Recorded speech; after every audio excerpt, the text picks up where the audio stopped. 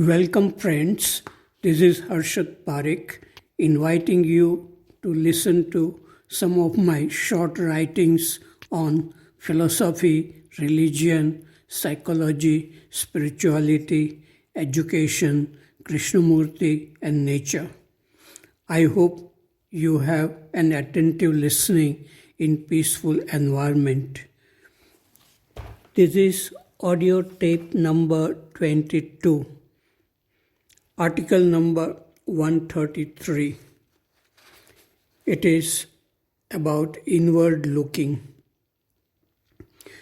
The reason why most people find it difficult to understand Krishnamurti's teachings is that they study the teachings as if they are studying philosophy, science, psychology, or other subjects in which knowledge is to be gained in the form of ideas or concepts.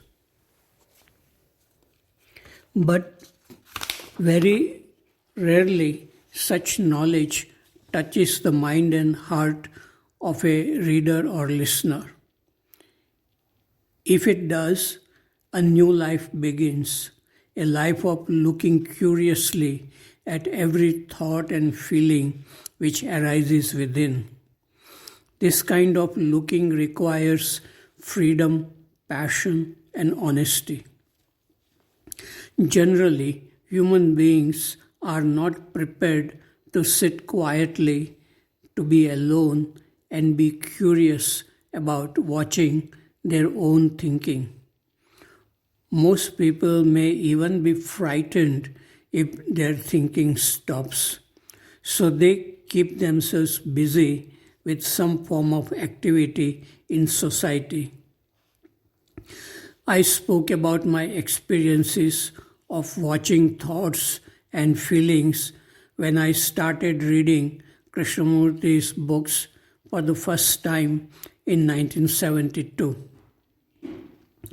The talk was at the Theosophical Society in this city, Bhavnagar. The hall was full. I had to speak in Gujarati.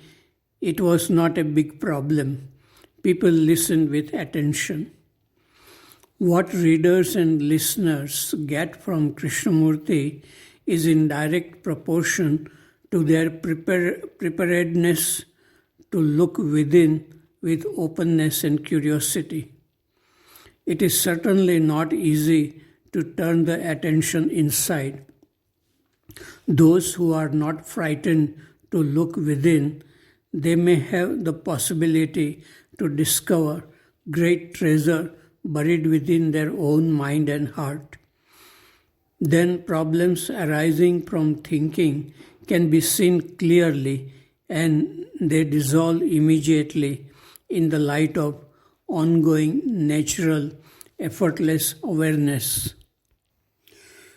Article number 134. It is about silence. Very few people in the world are interested in silence.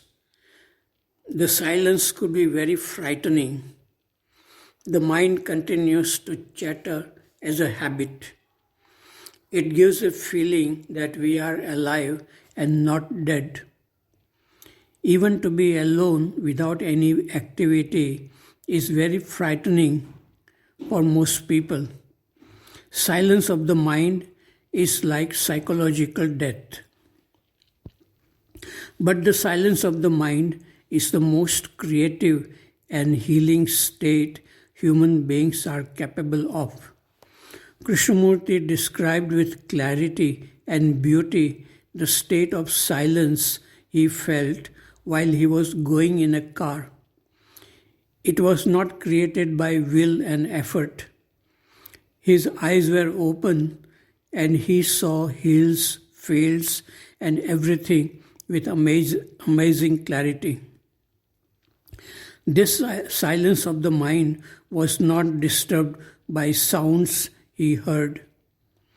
Krishnamurti described this experience of silence in his book, The Commentaries on Living, Series 1, page 65.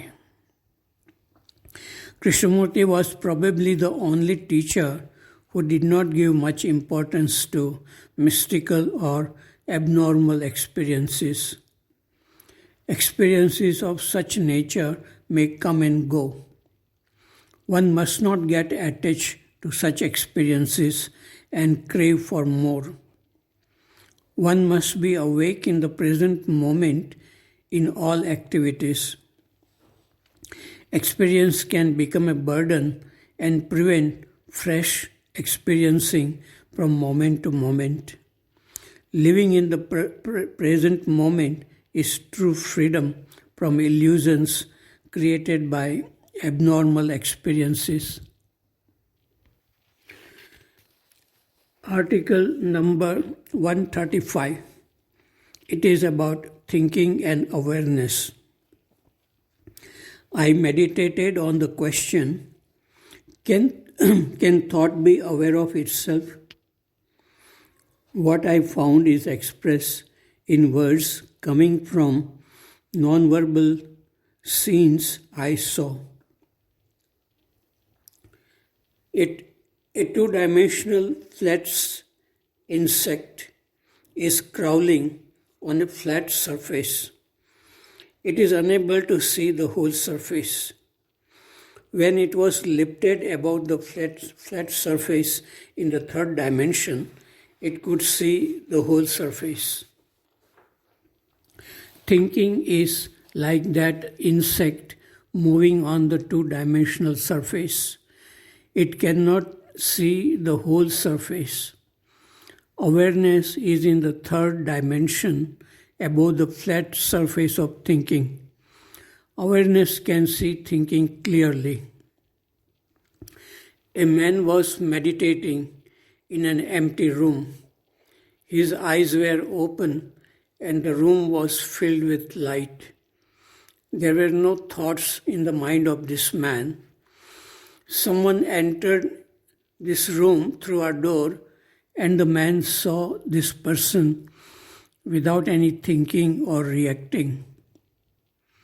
Pure awareness is a state of silent looking and listening. If a thought enters in this state of awareness, it is seen as it is by the pure awareness.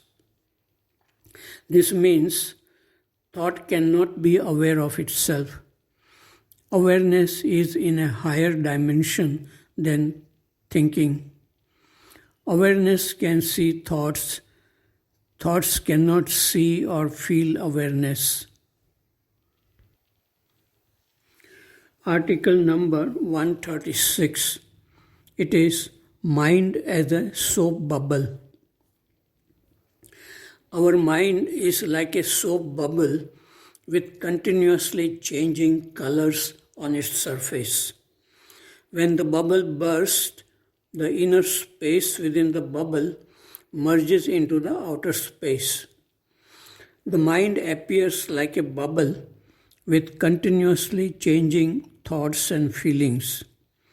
When the mind bursts or disappears, the inner space within the mind merges into the outer space and only the pure observation remains. Article number 137. It is a dialogue between Krishnamurti and Buddha. This is only an imagination. Krishnamurti used to go for walks in Deer Park in Sarnath near Varanasi. One day he saw the great teacher Gautam Buddha, about whom he had heard a lot. The Buddha was talking and his disciples were listening with rapt attention. Krishnamurti too listened with great reverence. When Buddha invited questions from his disciples, Krishnamurti asked, "Beloved teacher, may I ask you some questions?" The Buddha said, "Of course, young man, you can ask questions. My disciples will be benefited by your questions. Krishnamurti asked, was it necessary for you to leave your palace and family to live with austerities as a monk in forest for many years? Could you have not attained enlightenment in the palace itself with your family? Buddha answered, though I was happy in the palace with my family, questions about old age, disease, and death bothered me a lot. I needed aloneness to meditate on these questions, and that was not possible in the palace with many responsibilities. If I was not clear and free from my own problems, how could I help my family and people in my kingdom? So one night, I left my palace, family, and kingdom without telling anyone. I wandered in forest, learned certain methods of meditation from famous gurus, and went through many beautiful experiences. The gurus were happy with my progress, but I knew that it was not enough to have beautiful experiences. I left these gurus and practiced many austerities with 5 friends in a cave in a forest. But that made both my body and mind weak and full of illusion.